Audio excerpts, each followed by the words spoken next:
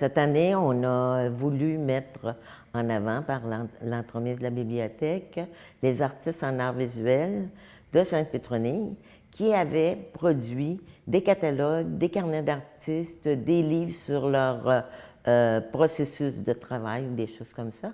On a fait un appel aux gens qu'on connaissait comme artistes à Sainte-Pétronille et on a 13 artistes qui ont répondu. Donc, ça vous donne une exposition très variée avec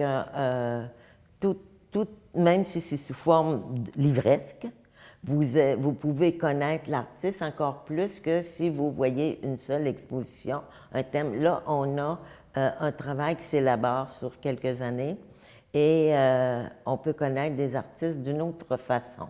On a aussi rejoint quelques artistes émergents, si je peux dire, dans le village, là, pas nécessairement émergents comme artistes, mais dans le village, qui sont venus joindre à un noyau déjà existant. Pouvez-vous nous nommer quelques-uns des artistes qui font partie de l'exposition? Bien sûr. On a un groupe d'artistes qui font partie de Bleu, qui sont, il y a 5 membres de Bleu, là, et on a aussi des artistes qui travaillent ici, bon, dans Bleu, on peut dire Mimi Lépine, José Beauregard, moi-même, Christine Vallée, Claude Dubé. C'est ceux qui représentent Bleu. Dans les artistes émergents, on a aussi des œuvres originales de Marie-Claude Vigneault, de Francis Desmarais, qui fait Desharnais, qui fait de la BD, chose assez rare dans les artistes qu'on connaît. Donc, ça vous donne un éventail de produits à découvrir. Puis l'exposition, dure combien de temps? Quand on peut venir la découvrir? Oui, on a eu 2 jours en fin de semaine dernière, samedi et dimanche après-midi, et il y a encore possibilité de la voir samedi et dimanche prochain, soit le 20 et 21, en après-midi, d'1h à 4h30. On peut dire que quand les gens se présentent, l'intérêt est tellement grand qu'ils restent sur place entre 1h et 2h à lire, à feuilleter, à se documenter, à apprendre, à connaître, à découvrir. C'est un très bel échange. C'est un moment de prendre le temps de découvrir des artistes, de laisser le temps suspendre, en fait, en découvrant tous ces œuvres, ces carnets, en fait. Pouvez-vous nous parler un peu plus d'autres artistes qui font partie de l'exposition? Bien sûr.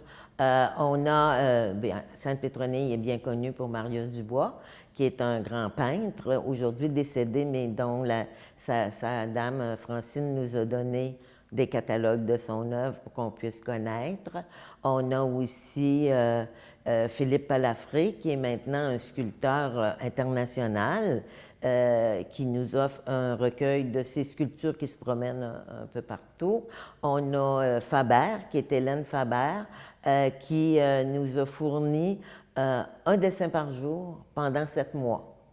Donc, à tous les matins, comme elle dit, en prenant son café, première idée qui venait en tête sur n'importe quel sujet, elle dessinait un dessin, toujours même format, toujours même plume, et à chaque jour, on avait un dessin nouveau. Il y a eu un contexte de la pandémie qui teinte l'exposition, si je comprends bien. Oui.